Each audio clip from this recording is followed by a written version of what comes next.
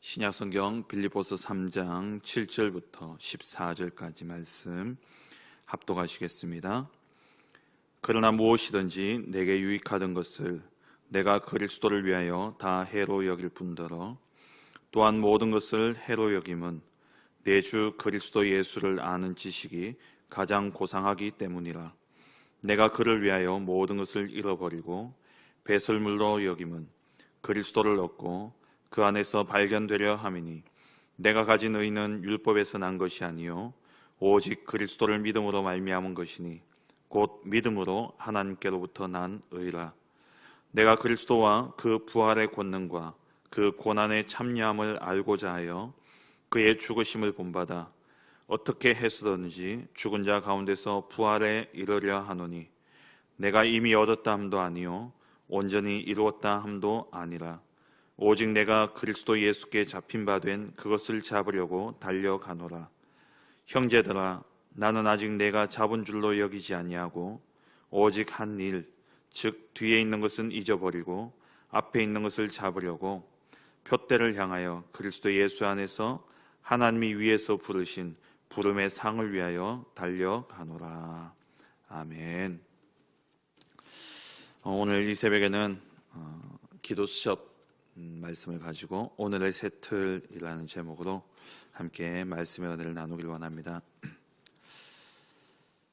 우리가 과거를 바꾸고 또 미래를 바꾸는 그 열쇠는 바로 오늘을 어떻게 승리하느냐입니다. 오늘 내가 어떤 상태에 있느냐, 한마디로 우리의 영적인 상태죠. 오늘의 새 틀을 바꾼다라는 것은 곧 나의 영적인 상태를 바꾼다라는 것이고, 나의 영적인 상태를 바꾸게 될 때에 과거의 문제가 해결되어질 뿐만 아니라 우리의 미래가 보장되어지고 미래가 준비되어지는 것이죠.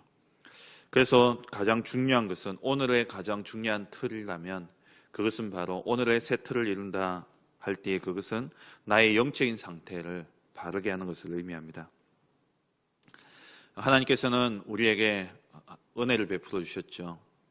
우리에게 하나님이 은혜를 베푸셔서 우리가 절대 우리의 의로는 하나님 앞에 의롭다함을 칭함을 받을 수 없는 그러한 존재인데, 하나님께서 우리를 의롭다 칭하시기 위해서 우리에게 그리스도를 보내주셨습니다.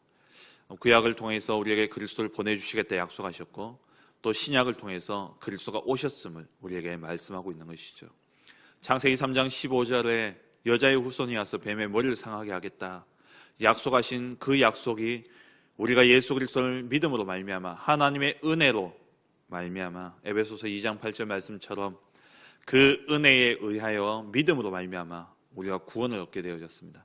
하나님의 은혜로 말미암아 예수가 그리스도이심을 알게 되어졌고, 그 그리스도를 내가 믿음으로 영접하게 될 때에 뱀의 머리를 박살내신 그 그리스도가 지금 내 안에 와 계시고, 그리고 창세기 6장 14절에 노아의 방주 안에 들어갔을 때에 그 방주 안에서 있던 사람들 모두 다 살았던 것처럼 우리가 그리스도 안에 있음으로 말미암아 어떠한 재앙도 우리를 넘어설 수 없는 것이죠.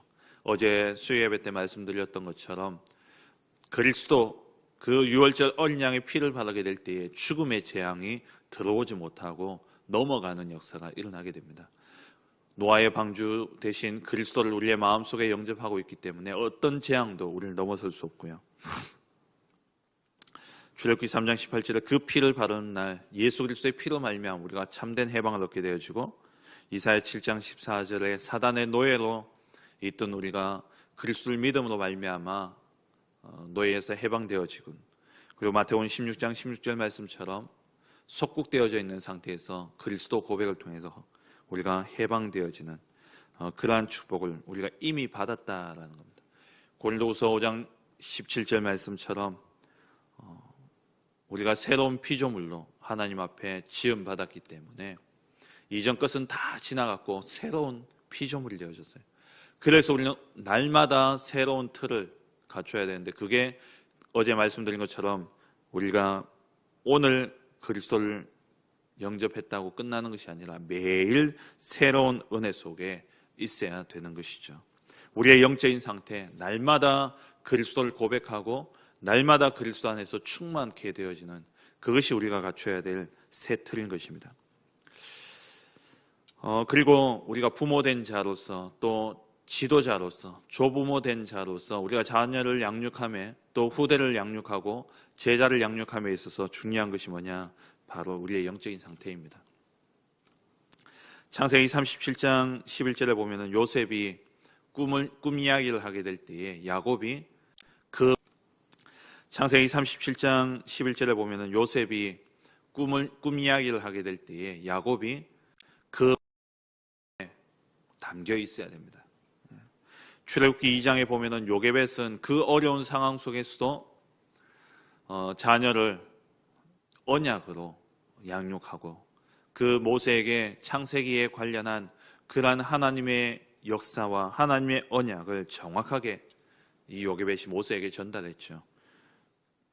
우리의 영적인 상태가 어떤 상황 속에서도 우리 후대들에게 그리스도 언약에 대해서, 복음에 대해서, 하나님의 나라에 대해서, 성령 충만에 대해서 전달할 수 있는 그러한 영적인 상태가 되어야 됩니다. 사무엘상 2장에 보면은 한나의 노래가 나옵니다. 한나가 그 사무엘을 성전에 맡기고 그리고 하나님께 드렸던 찬양이에요. 자기 자녀를 떠나보내면서. 하지만 하나님의 언약대로, 하나님의 약속대로 아이를 떠나보내고 하나님께 아이를 맡기게 될 때에 한나의 입에서는 찬양이 나왔죠. 우리 부모의 상태가 하나님께 자녀를 맡기고 하나님이 이 아이를 책임지시다는 그 믿음 안에서 우리 입술에 늘 찬양이 끊이지 않아야 되는 것이죠. 우리 후대들이 언제 무너지냐? 부모들이 또 지도자들이 믿어주지 않을 때에 이 아이들은 방황할 수밖에 없고 어디에도 설 곳을 잃어버리게 되어집니다. 우리가 우리 후대들을 정말 믿고 그 아이를 붙잡고 역사하시는 분이 하나님이시고 이 아이에게 하나님이 주신 언약을 우리가 마음에 담고 기도한다면 그 아이는 지금 당장 좀 어렵고 또 지금의 모습은 좀 힘들지 모르지만 결국 이 아이는 하나님 앞에서 또 시대 앞에서 왕 앞에 설 렘넌트로 반드시 세워질 것입니다. 우리의 영적인 상태가 중요합니다. 우리의 영적인 상태가 아이의 하나하나의 행동에 따라서 이랬다 저랬다 하는 그러한 영적인 상태라면 그것이 그대로 아이들에게 전달되어 줄 수밖에 없어요. 우리의 영적인 상태가 아이의 모습이 어떠하든 간에 그 아이 속에 있는 하나님의 언약이 보여져야 되고 그 아이를 붙잡고 인도하시고 그 아이를 붙잡고 역사하시는 하나님이 믿어지게 될 때에 그 상태가 아이에게 그대로 전달되어지면서 그 아이는 하나님 앞에 또 부모 앞에 제대로 되어진 렘넌트로 세워질 수밖에 없는 것이죠. 정말 우리 후대들을 두고 언약을 붙잡으시고 우리 후대들을 바라보며 믿음을 고백하시고 나는 너를 끝까지 따라다닐 수 없지만 하나님은 너와 함께하고 계신다. 어떤 상황 속에서도 나는 너를 바르게 인도할 수 없지만 하나님이 너와 함께하고 계신다. 이러한 믿음이 우리 후대들에게 그대로 전달되어져야 돼요. 이것은 말로 되어지는 것이 아니라 우리의 믿음이, 우리의 영적인 상태가 그대로 전달되게 되어 있는 것입니다. 이러한 부모와 지도자의 영적인 상태를 보면서 자란 우리의 후대들은 어땠습니까? 렘넌트 7명의 영적인 상태를 보면은 요셉 얼마나 상처 가운데 있었겠습니까? 형들이 자기를 노예로 팔게 되어졌고 또 보디발의 아내가 누명을 씌워서 감옥에 보내는 그러한 상황이 벌어졌죠. 하지만 거기에서도 이 요셉은 흔들리지 않았어요. 아버지 야곱이 그 마음에 언약을 담고 살아온 인생을 이 요셉이 보며 자랐기 때문에 이 요셉도 하나님의 언약을 붙잡았던 겁니다. 그러니까 상황과 현실에 보면서 흔들리지 않았던 거예요. 여호와께서 요셉과 함께 하심으로 그가 형통한 자가 되어 날마다 하나님과 함께함을 누렸기 때문에 요셉이 왕 앞에 섰을 때 이 바로왕의 고백이 어떠했습니까? 이만큼 여호와의 신에 감동된 자를 내가 본 적이 없다. 보여지는 것이죠. 그리고 모세, 최고의 위기를 만났던 모세입니다. 인생이 실패 가운데 있었죠. 하지만 이 모세의 영적인 상태가 출애굽기 3장에 호렙산에서 하나님을 만날 만큼, 또 창세기를 기록할 만큼 모세의 영적인 상태는 하나님 앞에 바르게 서 있었습니다. 그랬기 때문에 이 모세는 출애굽할 수 있는 그러한 지도자로 세워졌던 것이죠. 우리가 과거를 바꾸는 것도 중요합니다만은, 미래를 준비하는 것도 중요합니다만은, 가장 중요한 것은 오늘의 세트를 준비하는 거예요. 그게 뭐냐? 영적인 상태입니다. 사무엘이 얼마나 외로웠겠습니까? 저절대고 바로 엄마 품을 떠나서, 가정을 떠나서 성전에 들어가게 되어졌죠.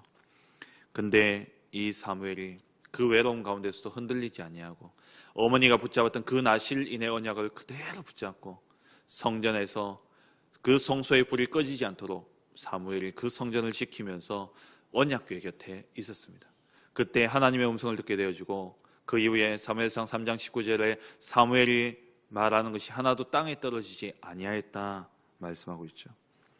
다윗은 혼자 있을 때에, 그 목동으로 있을 때에 하나님께 찬양하고 하나님께 영광 돌리는 영적인 상태를 누렸습니다.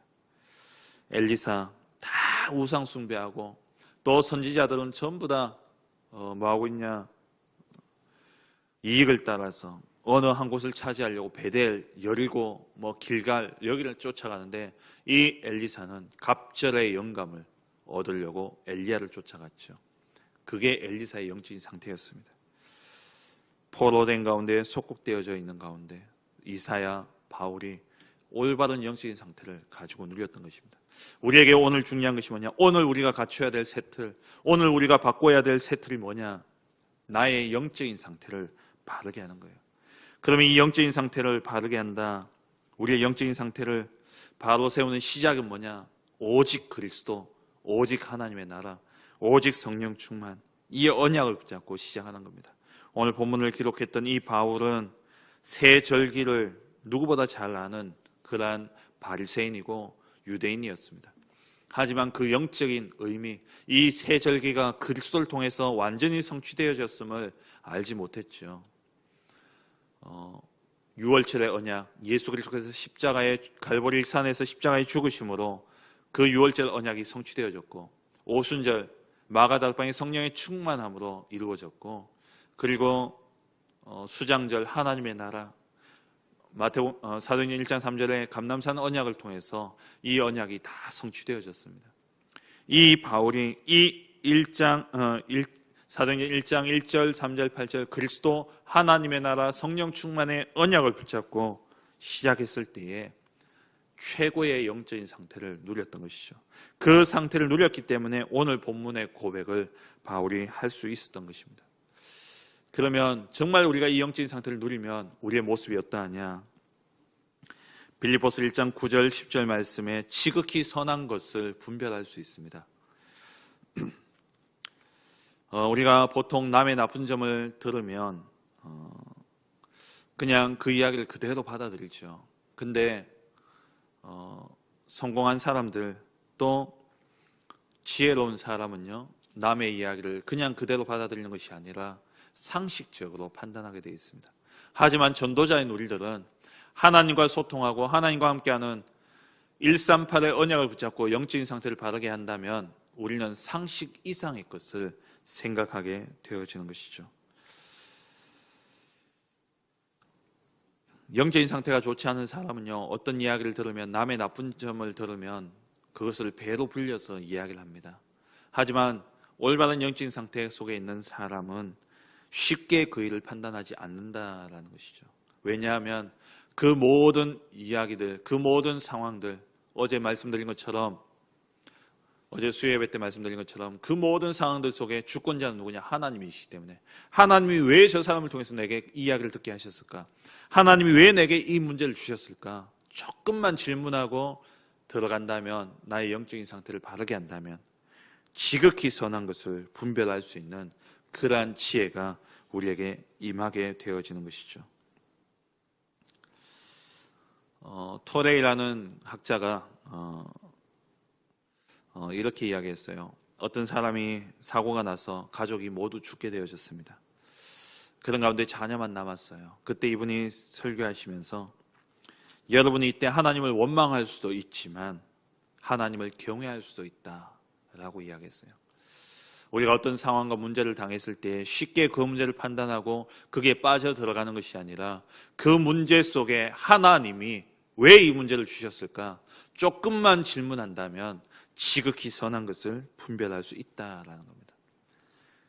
빌립보서 1장 10절에 지극히 선한 것을 분별하라 이야기하면서 그 뒤에 11절, 12절 이하에 보면은 바울이 자기가 감옥에 갇힌 것 때문에 어떤 사람은 시험 든 사람도 있고 어떤 사람은 그것을 통해서 오히려 힘을 얻은 사람이 있다라고 이야기하죠.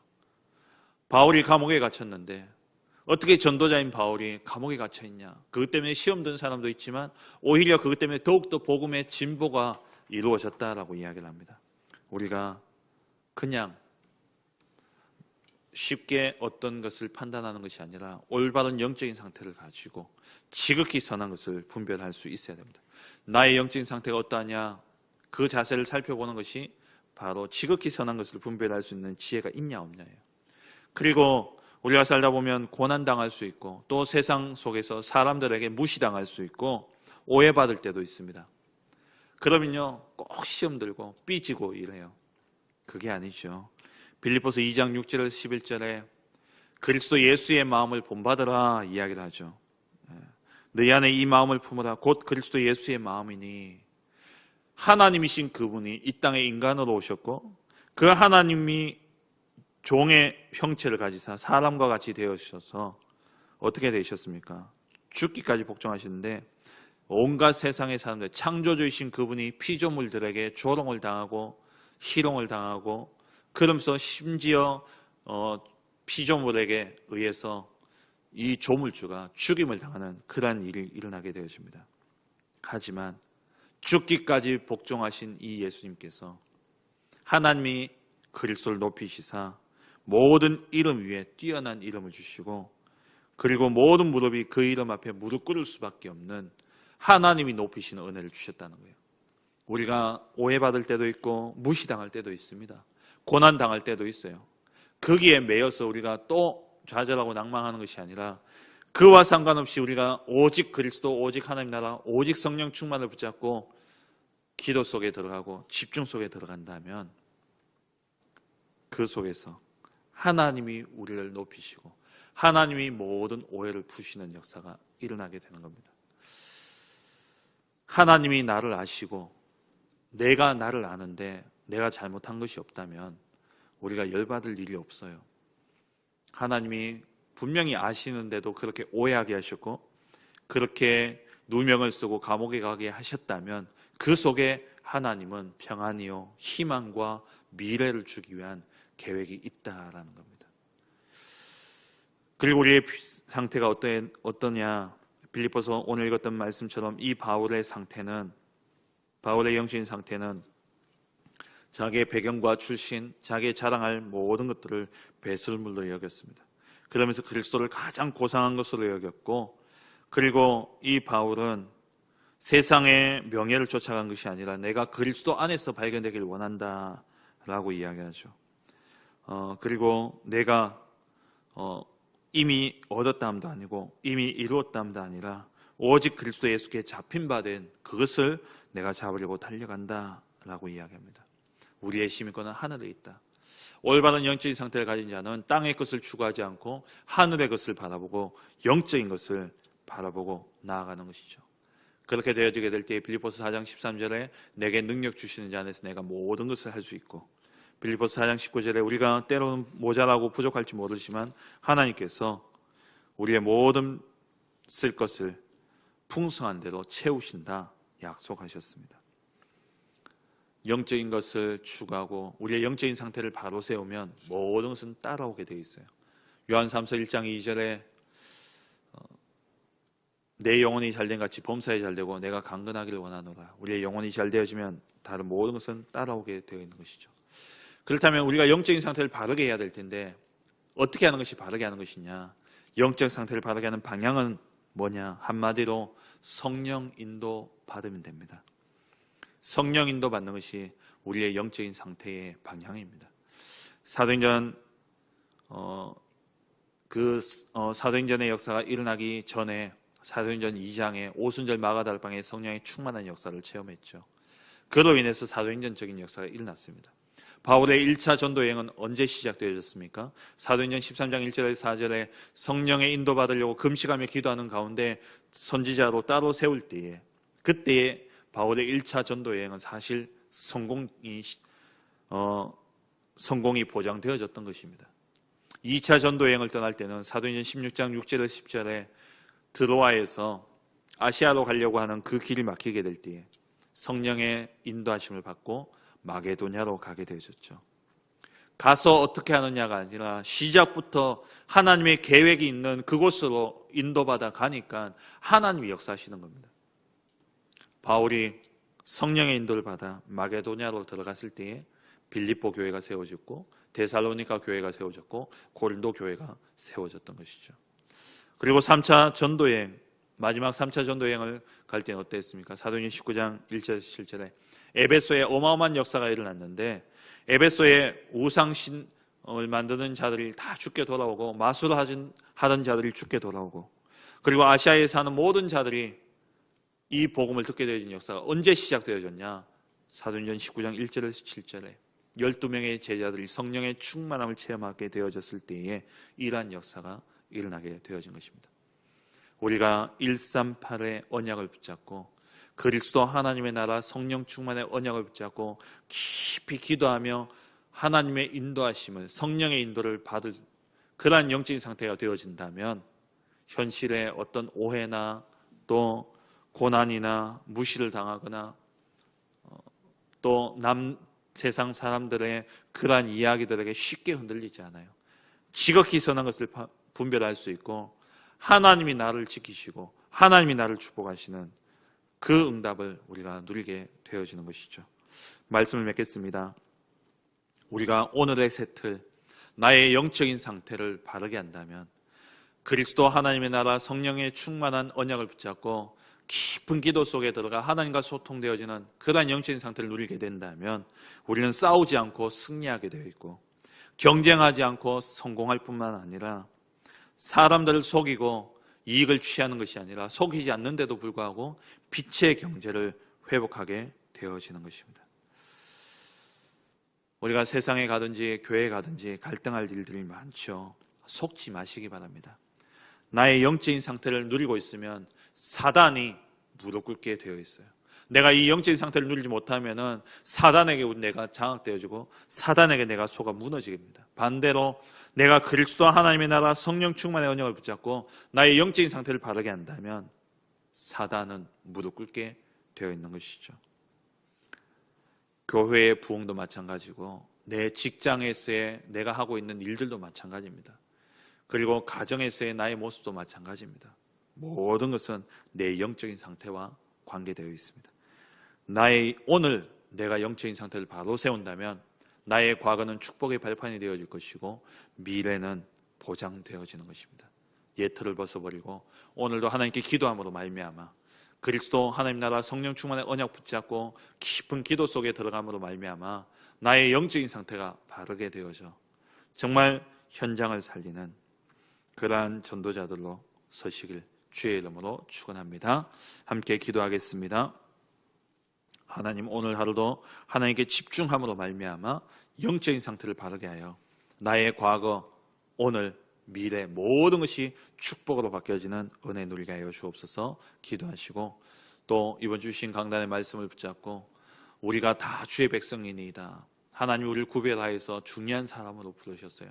어떤 중요한 사람입니까? 재앙을 막을 자로 부르신 것입니다.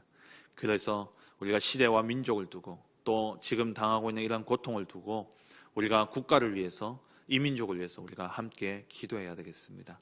그리고 현장에 말씀 운동이 일어날 수 있도록 그리하여 제자가 일어나고 또 우리 후대들에게 올바른 언약을 전달할 수 있도록 하나 RUTC를 위해서 기도하시고 또 올 한 해 주신 언약들을 붙잡고 기도하시고 하나교회 10가지 기도 제목과 또 5가지 우리 테크노폴리스 하나교회 주신 기도 제목들을 가지고 기도하시고 또 개인적인 기도 제목 가지고 깊은 기도 속에 하나님의 은혜를 누리고 하나님과 소통하는 그 축복 가지고 하나님 주신 힘을 가지고 오늘 하루도 승리하시길 바랍니다. 우리 함께 기도하겠습니다.